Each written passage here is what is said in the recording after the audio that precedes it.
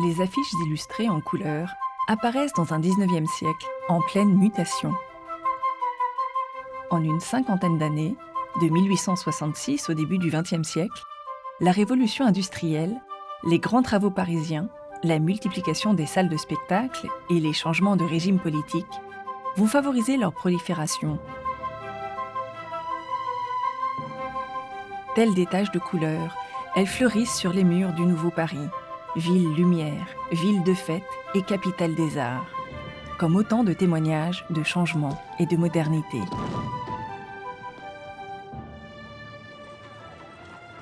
Les affiches racontent par le menu notre vie tout entière. Vie officielle, politique, militaire, matérielle, intellectuelle. Elles nous renseignent si bien, ou plutôt si mal, mais c'est à nos risques sur ce qu'il faut faire, voir, boire, lire ou chausser. Journalistes, critiques et écrivains ne cessent de commenter ce phénomène. D'autant que les artistes Pierre Bonnard, Henri de Toulouse-Lautrec, Théophile Alexandre Stanlen, Alphonse Mouchat donneront ces lettres de noblesse à l'affiche, alors que la publicité par l'image devient une puissance avec laquelle il faudra désormais compter.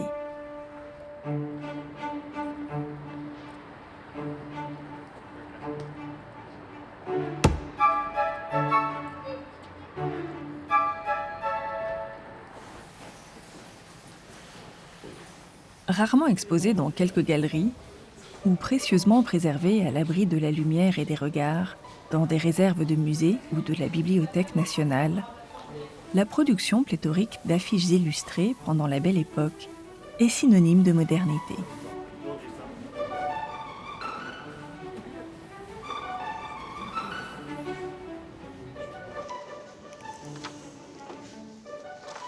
La modernité. Le terme peut paraître galvaudé, mais ces images, produites il y a plus d'un siècle, augurent certaines de nos pratiques et résonnent encore avec quelques-unes de nos préoccupations.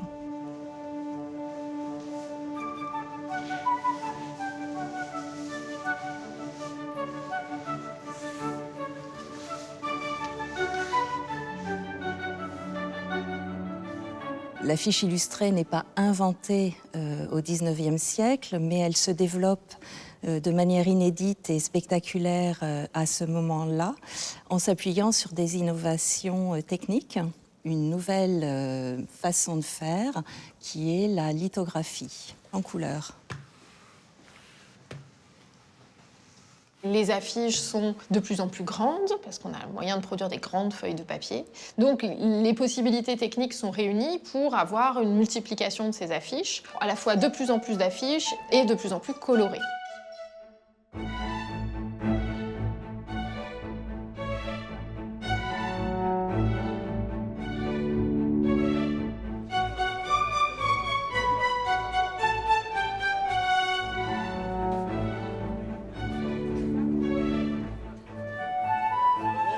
Ce qui domine pourtant tout au long du Second Empire et de la Troisième République est loin d'être l'affiche illustrée, même si la couleur existe. Ce sont plutôt des affiches typographiées ou tirées en noir sur fond de papier coloré qui séduisent par leur polychromie éclatante l'œil des passants et des peintres.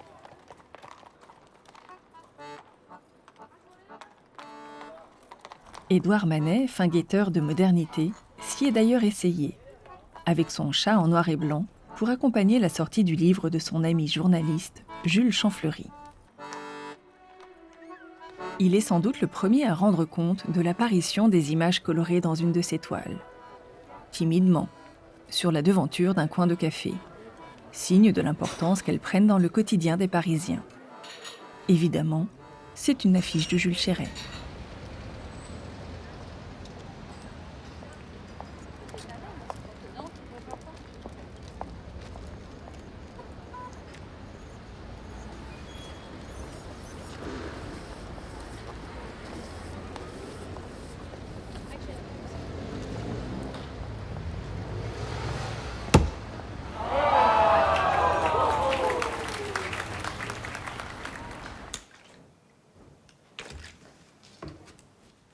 Le grand nom de l'affiche illustrée, c'est Jules Chéret. Il commence à l'âge de 13 ans et demi son apprentissage d'écrivain lithographe. Donc il dessine sur la pierre le motif et également la lettre, avec cette contrainte que forcément c'est à l'envers. Ce principe-là, il est inventé pour le noir et blanc à la fin du XVIIIe siècle. L'idée au départ, c'est de pouvoir reproduire des partitions de musique qui sont des choses qu'on ne peut pas reproduire avec des caractères mobiles comme l'imprimerie le fait depuis Gutenberg. Et à partir du moment où l'industrie chimique met à disposition des encres colorées qui peuvent fonctionner avec ce système, on va faire ce qu'on appelle la décomposition par couleur d'un dessin. Si on a une grande zone rouge, par exemple, je sais pas, un vêtement d'un personnage rouge, on va avoir une pierre qui sera consacrée à ce vêtement en rouge. On imprimera le rouge sur la feuille et donc on imprime ainsi autant de pierres qu'il y a de couleurs identifiées pour reconstituer le dessin. Partie du travail des affichistes, c'est d'arriver à caser correctement le texte, d'organiser son dialogue avec l'image. Jules Chéret est le premier à Paris à mettre tout son savoir-faire d'illustrateur typographe au service de l'affiche en couleur. Quand en 1866, il ouvre son imprimerie lithographique, c'est lui qui donne le coup d'envoi de son essor dans la capitale.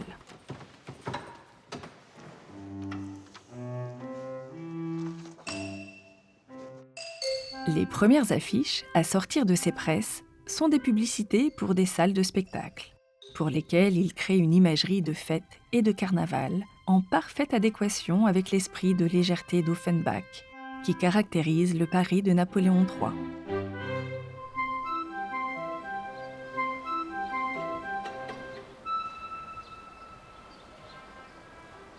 Le monde du spectacle est en plein développement dans des grandes villes, notamment à Paris. Ça devient progressivement aussi une image de marque un peu touristique de la capitale. Et ce milieu, il est extrêmement concurrentiel. Donc la publicité est essentielle parce qu'il y a une surenchère de spectacles plus inédits. On est dans cette rhétorique-là et ça, il faut le faire savoir. L'entreprise de Chéret arrive à ce moment propice, avec ses nouvelles affiches qui accrochent le regard des passants. Il y a un tableau de Carrier-Belleuse qui montre un couple qui se promène dans les rues de Paris. Ils s'arrêtent devant un mur qui est complètement recouvert d'affiches. Et là, on peut les identifier. Ce sont essentiellement des affiches de Jules Chéret. Une affiche très célèbre avec deux clowns dans des tonalités de rouge et de bleu extrêmement fortes, mais aussi des affiches plus commerciales.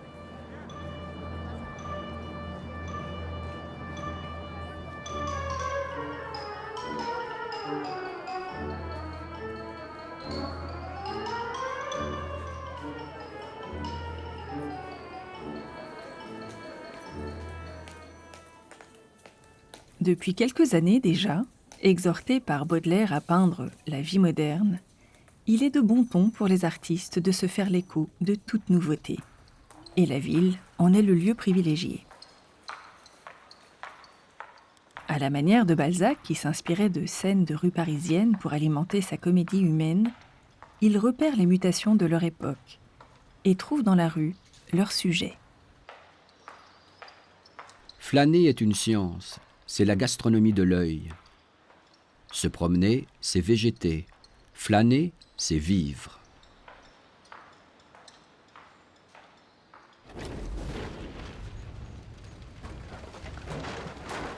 Au cours de la seconde moitié du XIXe siècle, la ville de Paris est en pleine transformation.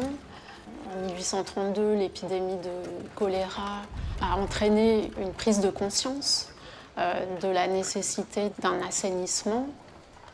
On aménage de grandes percées pour favoriser la circulation, pour faire la liaison aussi avec les gares.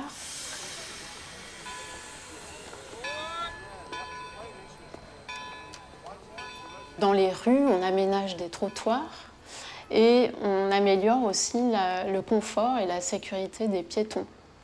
On installe des bancs, des réverbères, des fontaines, des urinoirs et progressivement des équipements vont être aménagés pour recevoir des affiches.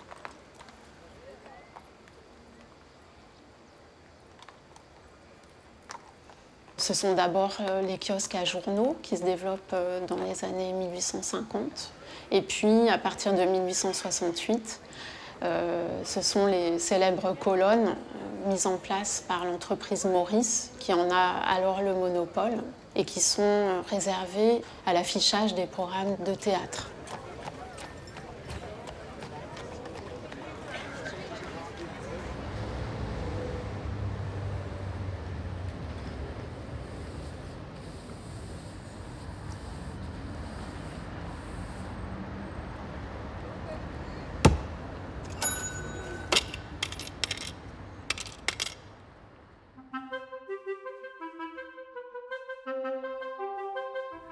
Dans la première moitié du XIXe siècle, des mutations sociales et économiques sont à l'œuvre avec l'arrivée des magasins de nouveautés.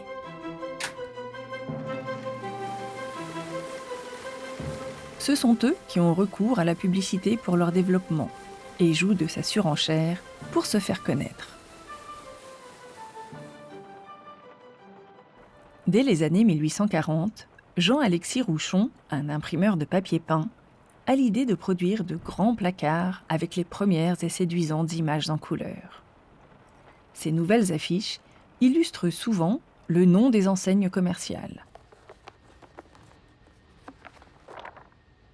Gravées sur bois, peintes à la main ou au pochoir dans des couleurs vives, elles ne peuvent être imprimées en grand nombre et s'abîment rapidement, au point que certains commanditaires les font peindre en immensément grands sur des pignons d'immeubles.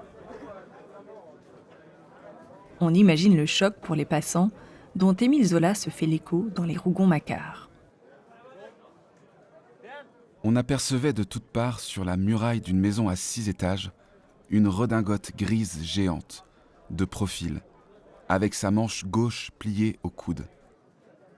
Cette réclame monumentale prenait, dans le soleil, au-dessus de la fourmilière des promeneurs, une extraordinaire importance. L'apparition de ces illustrations dans l'espace urbain est loin de faire l'unanimité. Baudelaire, dans son journal intime, note « immense nausée des affiches ». Et ce sont des critiques qui vont être reprises également par l'architecte Charles Garnier, qui écrit en 1871 un article intitulé « Les affiches agaçantes ». Balayez-moi donc ces adresses envahissantes qui se plaquent sur mon passage et m'éclaboussent les yeux. Et croyez-vous que ce bon diable qui sème des habits verts, que cet affreux grand œil de cyclope qui regarde impudemment, croyez-vous que cette niaise composition de l'histoire de France soit faite pour inspirer au peuple l'amour du bien et le sentiment du beau ?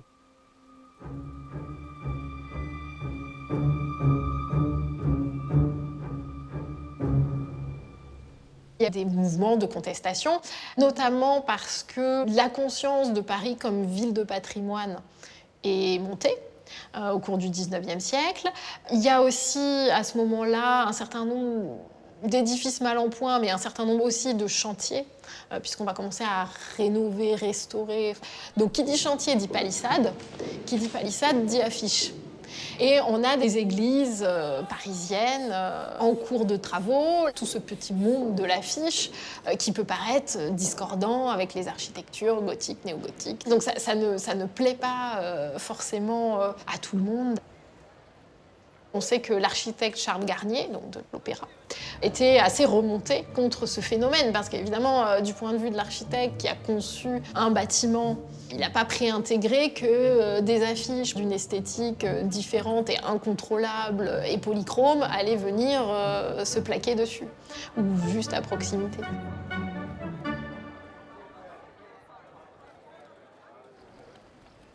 Il faudra attendre près d'une quarantaine d'années et l'opiniâtreté des associations de sauvegarde des sites remarquables pour que la loi interdise en 1910 l'affichage sur les monuments historiques et dans les sites classés.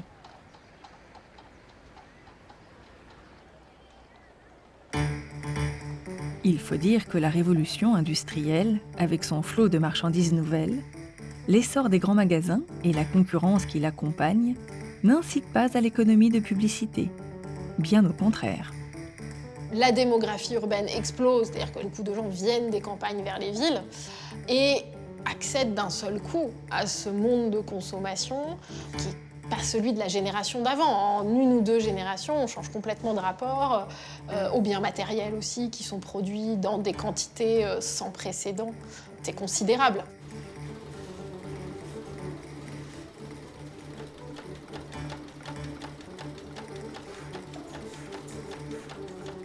La publicité va jouer un rôle crucial dans le succès des grands magasins, car leur succès repose sur deux principes, c'est vendre en grande quantité et rapidement.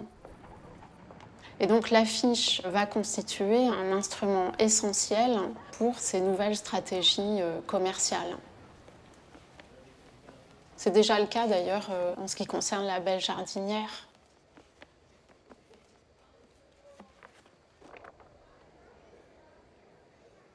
Il y a une volonté de spectaculariser le commerce, et notamment ces grands magasins émergents, à travers l'architecture.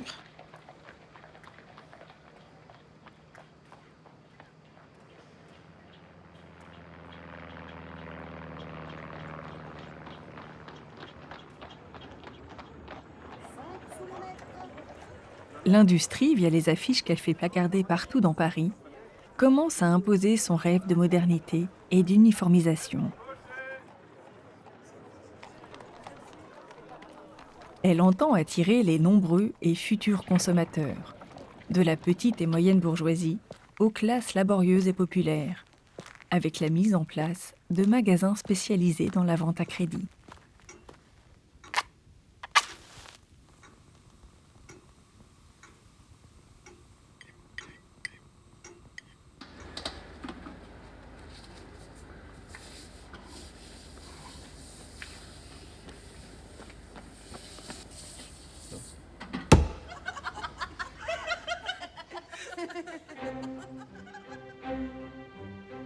Thierry utilise de plus en plus la figure féminine centrale, voire seule, pour promouvoir le produit.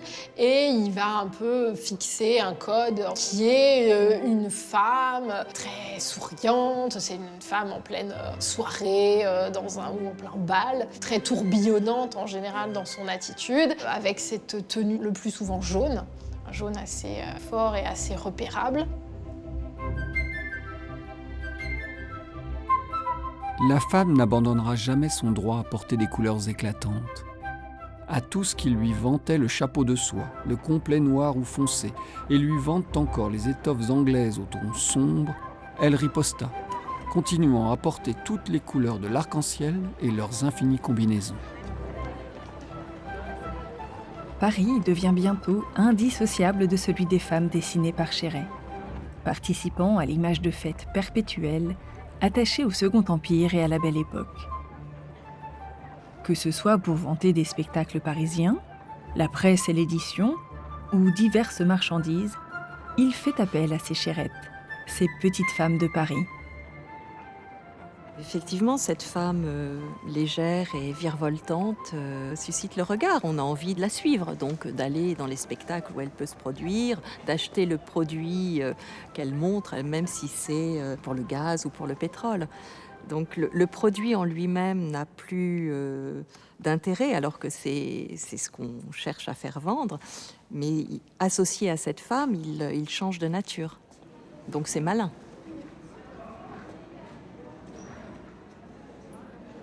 C'est à mon sens une des plus belles affiches de Jules Chéret. Alors il avait l'habitude de se représenter sur ses affiches, c'était un très bel homme, il est ici, on le voit là.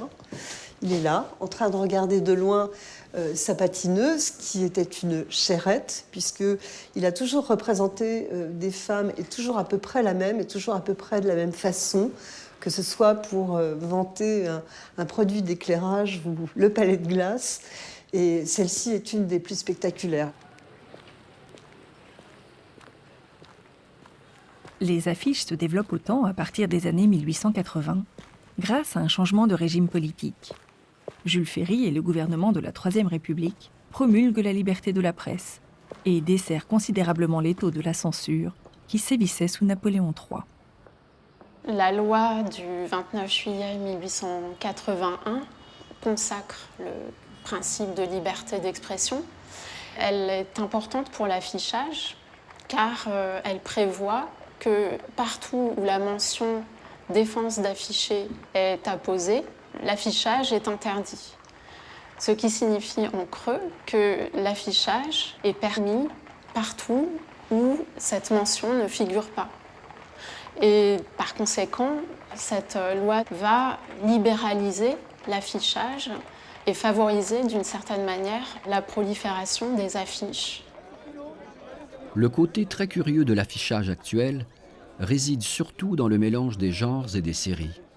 Réclames industrielles, qu'il s'agisse de spécialités pharmaceutiques, de liqueurs ou de vêtements, étoiles des cafés-concerts, images pour les fêtes, les théâtres et les bals, tout cela se coudoie, constituant sur les murs et sur les palissades une galerie pittoresque de l'effet le plus heureux. Tous ne partagent pas l'enthousiasme de l'iconologue John Grant Carteret. Alors que les appartements s'équipent progressivement du gaz et de cabinets de toilette, les évocations de l'intimité des intérieurs ne sont pas sans provoquer des débats d'ordre moral. L'affiche est dans l'espace public, donc est susceptible de causer les fameux troubles à l'ordre public.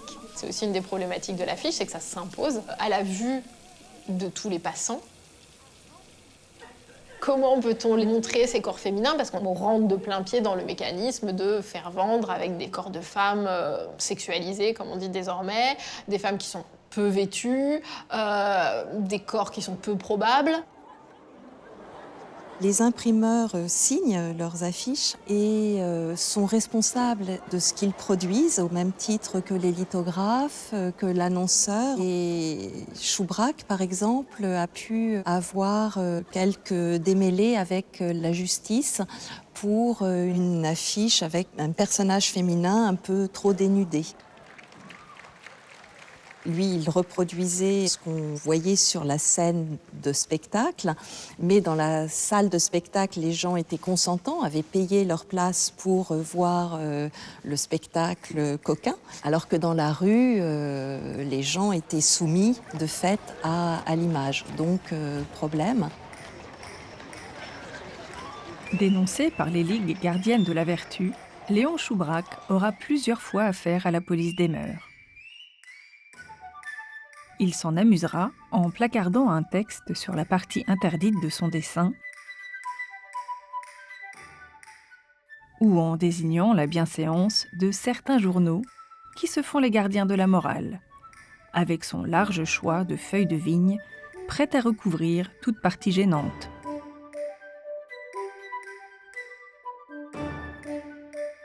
Jules Chéret n'y coupera pas lui non plus, et devra revoir la hauteur d'un lever de jambe qui laisse entrevoir les froufrous trop affriolants d'un jupon, ou la position des cheveux pour vanter l'eau des sirènes.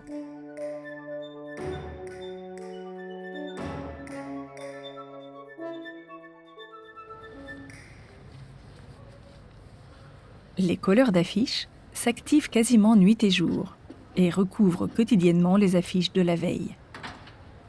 Jules Chéret, avec ses quelques 1400 affiches produites, est presque toujours présent et règne en maître absolu sur les murs.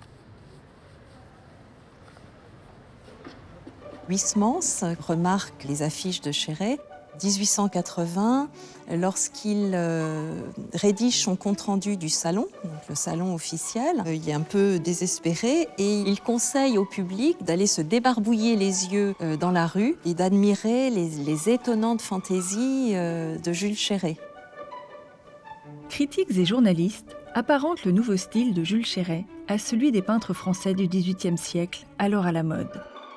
Pour eux, il est le Watteau des rues, le Fragonard des carrefours, le Tiepolo de la place publique. Quant à Frantz Jourdain, il ne tarit pas d'éloges. Personne n'ignore le rôle joué dans l'art contemporain par ce magicien génial, évocateur du rêve et poète de la réalité, qui transforma l'ignoble réclame commerciale en manifestation esthétique de haut goût.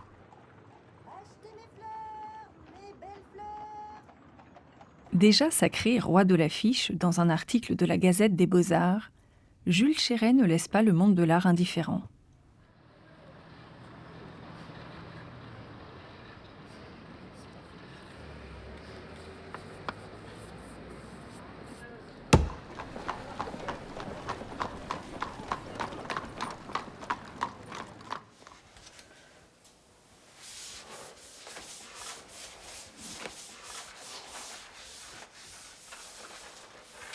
Au début des années 1890, voyant la multiplicité de ces images et les possibilités esthétiques qu'elles offrent, des artistes peintres commencent à s'intéresser à l'affiche en couleur, ce nouveau média moderne.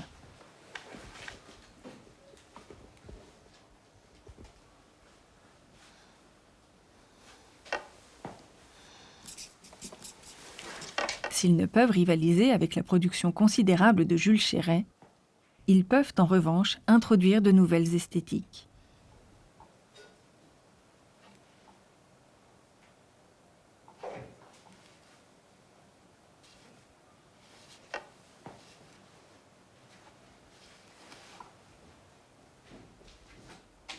L'un des premiers à s'y frotter en 1891 est Pierre Bonnard, avec France Champagne, une affiche exécutée dans un style japonisant, avec de grands aplats de couleurs et absence de perspective traditionnelle.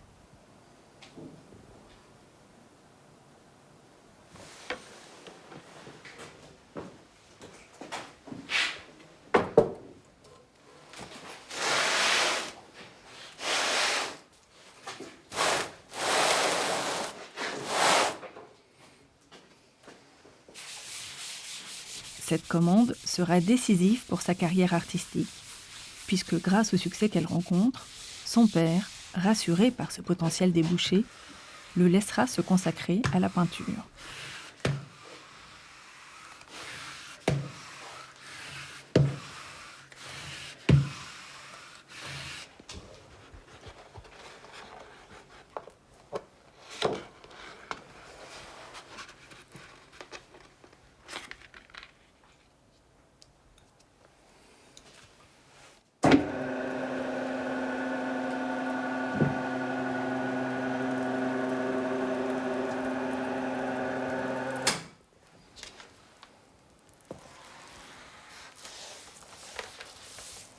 Ça, c'est l'affiche de Bonnard, avec le bras qui est un peu déformé et la mousse de champagne qui déborde avec le cerne noir et puis le jaune. Et ce personnage féminin qui est en référence à la Chérette, où il y a la même coiffure, mais avec un traitement complètement différent.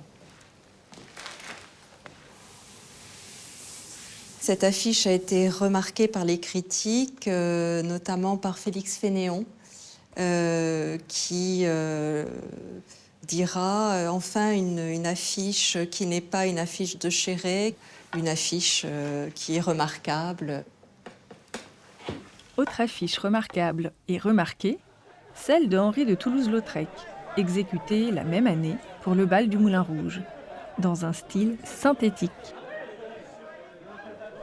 Toulouse-Lautrec révolutionne vraiment la manière de dessiner, de s'emparer de l'espace.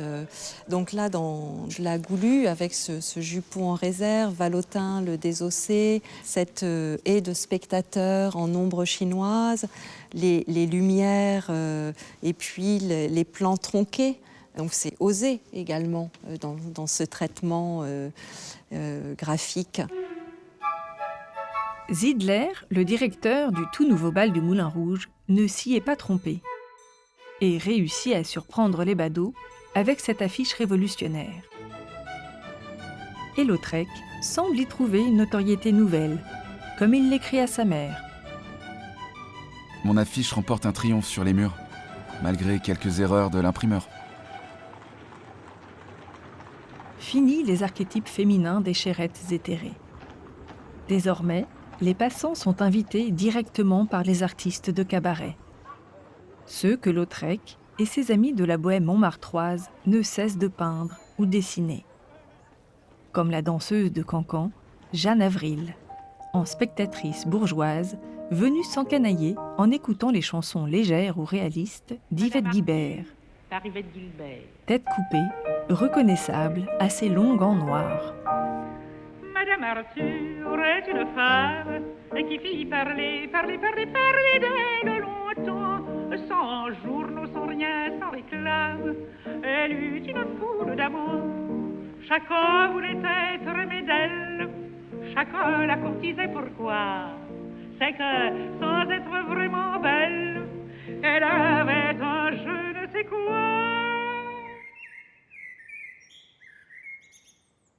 À Montmartre, comme à Belleville, les quartiers populaires voient fleurir des cabarets et des chansonniers réalistes. Ils ne s'adressent plus au public bourgeois, mais au peuple des travailleurs, qu'ils croisent quotidiennement dans la rue. Dans la rue, chanté par Aristide Bruand.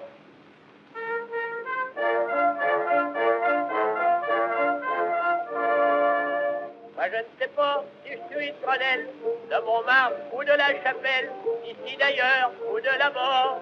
Mais c'est là que la foule a couru, un matin m'a trouvé sultan, dans la rue, dans la rue.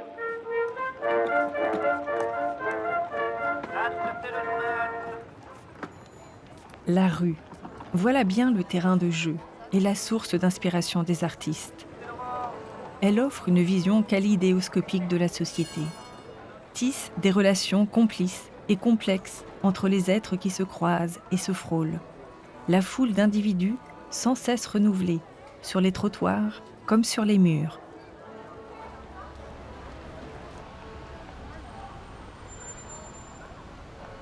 On trouve dans des affiches dues à d'autres artistes, comme Villette, des stéréotypes plutôt d'ouvrières. C'est le cas par exemple de la Grisette, une ouvrière du textile qui travaille à domicile, une couturière, et qu'on voit représentée dans des logis modestes.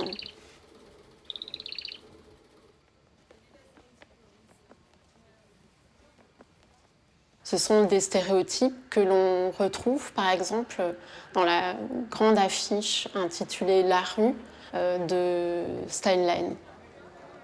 Comme la figure du bourgeois, qu'on reconnaît à ses vêtements et à son embonpoint, ou encore la figure de l'ouvrier, avec les traits et le corps marqués par la dureté du travail.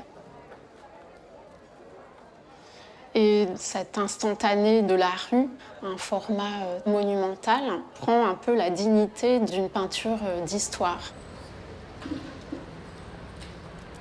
C'est un tableau pris sur le vif, rendu avec une vérité saisissante par le crayon de Steinlein. C'est de l'art, du vrai, auquel on ne saurait trop applaudir. Bonnard, Lénabi, Toulouse-Lautrec, Mucha. À cette époque-là, ils ont tous moins de 30 ans. Ce sont de jeunes artistes et ils utilisent ce nouveau média pour à la fois se faire connaître, pour expérimenter leur savoir-faire.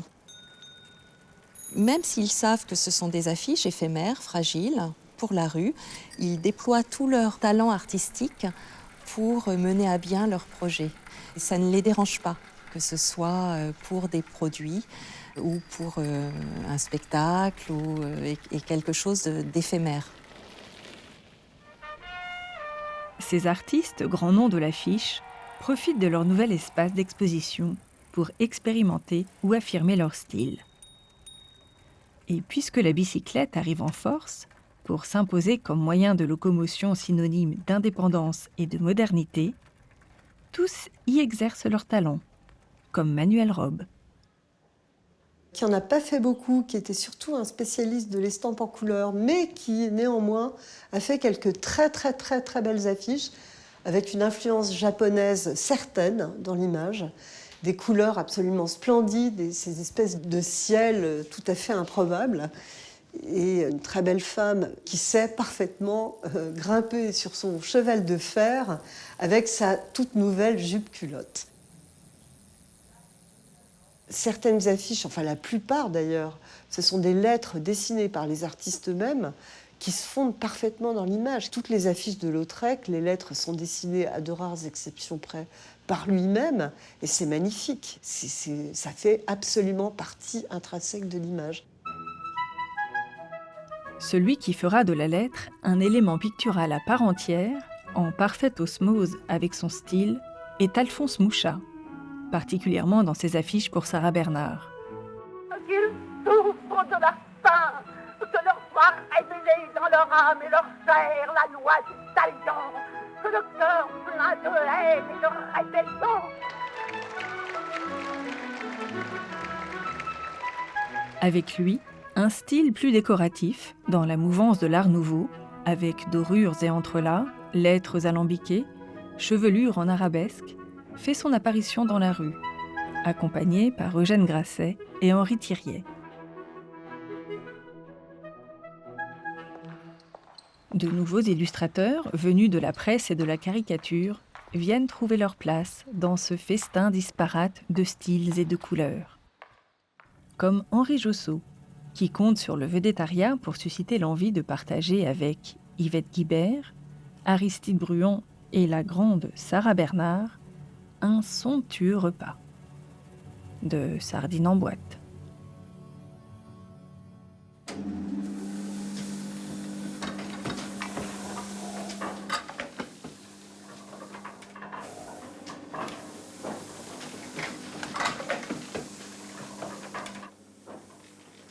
Tous les moyens sont bons pour attirer l'œil et se faire remarquer. Des affiches de plus en plus grandes, grâce aux presses mécanisées, capables de supporter des pierres de plus en plus lourdes, des couleurs primaires et des contrastes de plus en plus criants. Le but de la publicité, c'est que ça se voit.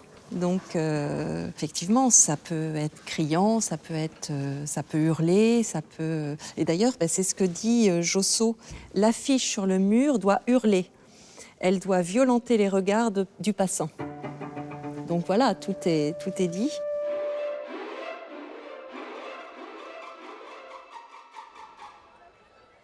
C'est aussi un moment, les années 90, enfin 80-90, la théorie de la publicité comme champ professionnel se met en place. Il y a des revues spécialisées, des choses comme ça. Donc de plus en plus, il y a une analyse de ces questions-là par rapport à une démarche qui au départ est assez intuitive, je dirais.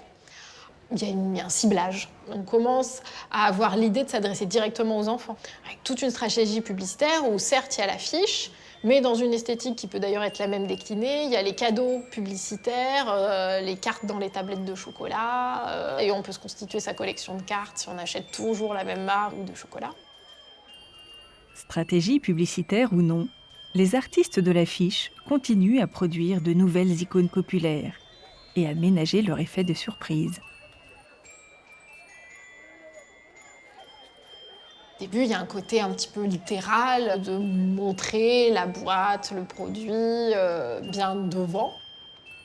Capiello, lui, peut produire quelque chose de plus allégorique d'un certain point de vue, où effectivement, pour le chocolat, on a une femme en Amazon sur un cheval, a priori, rien à voir. Mais l'idée, c'est que l'image par elle-même ait un impact et qu'ensuite, le passant retienne le nom qui a été associé et que cette connexion soit faite par l'image. J'avais fait poser 25 affiches pendant la nuit. Le lendemain, un ami de Londres entre et s'écrie. Que représente cette femme verte sur ce cheval rouge ? C'est ni plus ni moins fou. Depuis combien de temps êtes-vous à Paris ? Depuis 10 heures. Depuis 10 heures et vous connaissez déjà mon affiche ? N'est-ce pas tout ce que je demande ?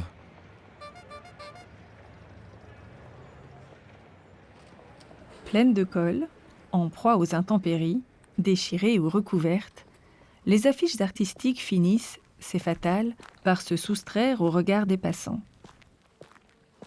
Mais comment éviter qu'elles ne disparaissent totalement pour les amateurs ?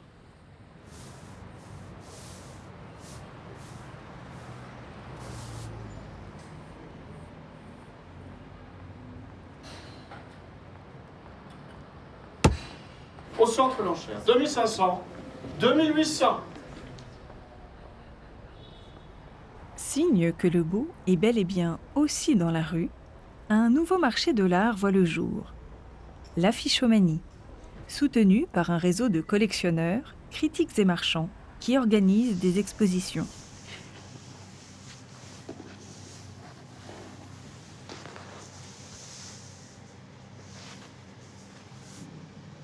Celle-ci de Chéret, c'est un teasing. Où court-il dans les grands bons marchés? Et puis là, où court-il à une exposition d'affiches.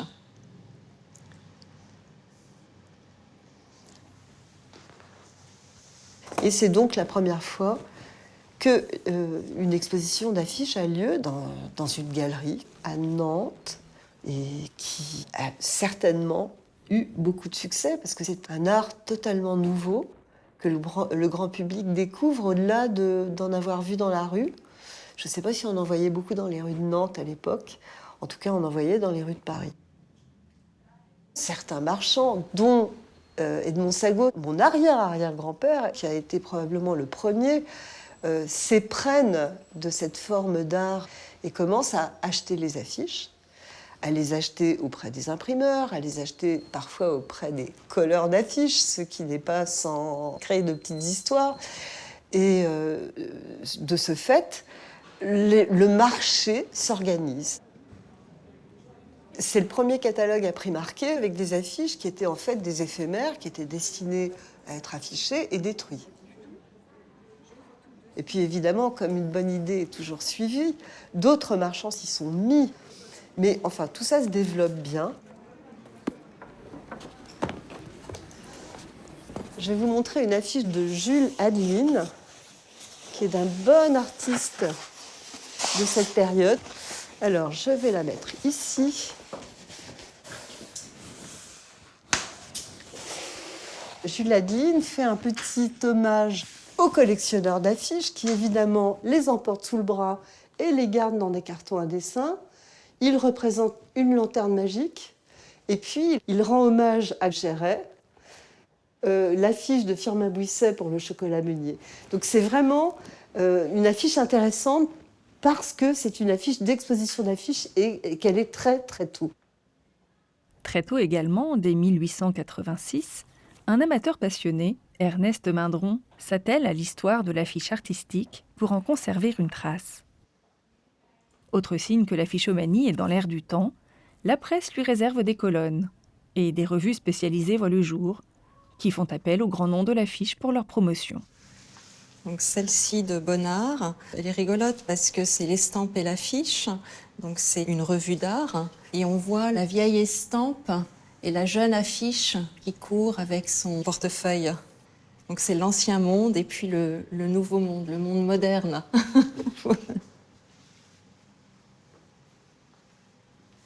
Donc celle-ci, c'est une affiche de Casals pour le Salon des 100. Au départ, c'est une revue littéraire. Donc c'est un hommage aussi à Verlaine. Alors, certaines de ces affiches étaient vendues également aux collectionneurs, mais elles ont pu être exposées dans la rue. Le Salon des 100 était un salon d'avant-garde qui se tenait plusieurs fois dans l'année et qui montrait différents artistes absolument inconnus, plus ou moins connus ou très connus, et qui a donné lieu à de nombreuses affiches, toutes plus belles les unes que les autres. Buchat en a fait 2, Bonnard en a fait une, Henri Toulouse-Lautrec en a fait une. L'ensemble complet du Salon des 100 est rare à trouver, et c'est toujours une joie incroyable de voir toutes ces affiches ensemble.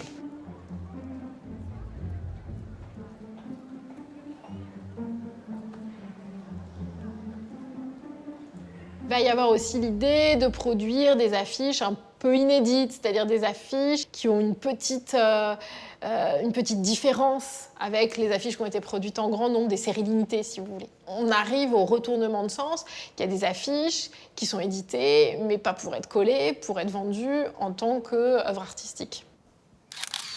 L'affiche pour le photographe Sesco de Toulouse-Lautrec, avec le masque, le petit personnage. Donc il y a un petit dessin supplémentaire. Et là, vraiment, on sait que c'est une affiche pour les collectionneurs. Alors que le tirage définitif, il y a plusieurs couleurs pour Lorenzasio. Là, il est plutôt sépia. Et elle a été tirée à 100 exemplaires et elle est signée de Mucha, double signature.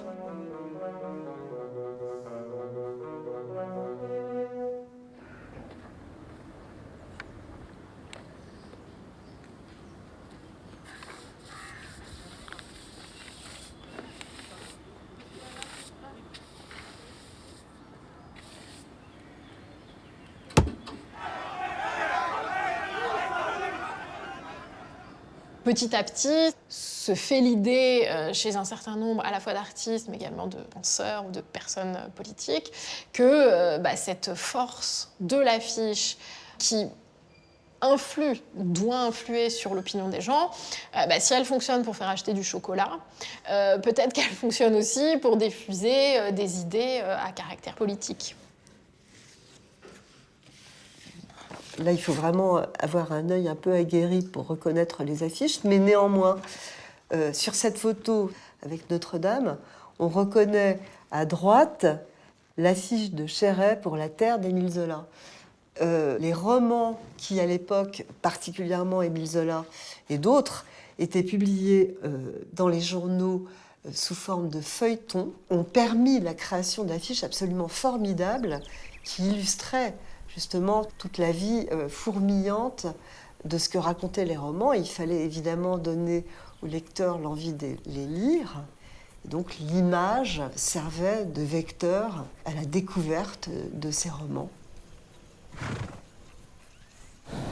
Dans l'absolu, ce sont des affiches publicitaires pour un produit éditorial.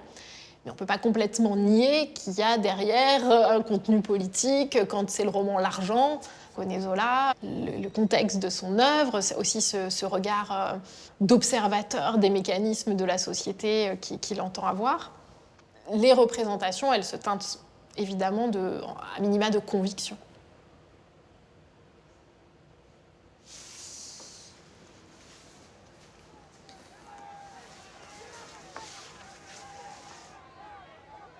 On a par exemple des revues qui font imprimer des affiches, notamment la revue, on va dire, anarchisante L'Assiette au beurre. Mais le contenu de l'affiche en lui-même va être un contenu politique. Certaines affiches au moment des débats sur la séparation de l'Église et de l'État, donc, qui advient en 1905. Les débats sont extrêmement vifs dans les années qui précèdent. Certains organes de presse s'en font l'écho. Il y a des affiches qui sont publiées à ce sujet avec des images assez frappantes, voire violentes pour l'époque.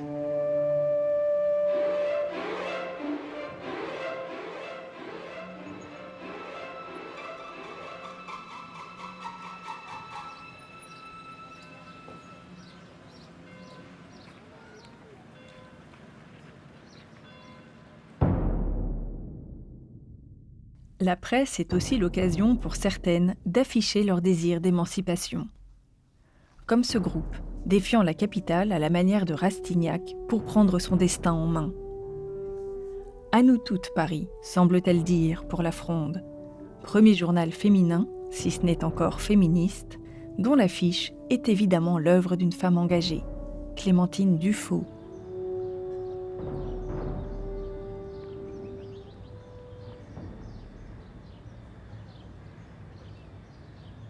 Au tournant du siècle, des syndicats, des groupements politiques vont s'emparer de ce nouveau moyen de communication de masse et font appel à des artistes engagés comme Théophile Alexandre Steinlen ou Jules Grandjean, qui vont inventer un langage graphique destiné à frapper l'opinion publique dans la rue. Et l'affiche s'affirme à ce moment-là comme une arme visuelle politique. Il s'agit généralement de compositions assez verticales qui cherchent à entraîner le regard vers le haut, vers un idéal.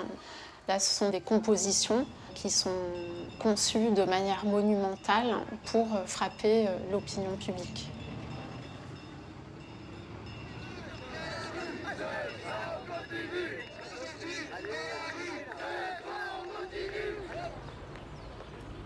Le début du XXe siècle augure de nouvelles préoccupations d'expansion politique, de revendications sociales, de montée des nationalismes, et voit disparaître les grands noms de l'affiche artistique.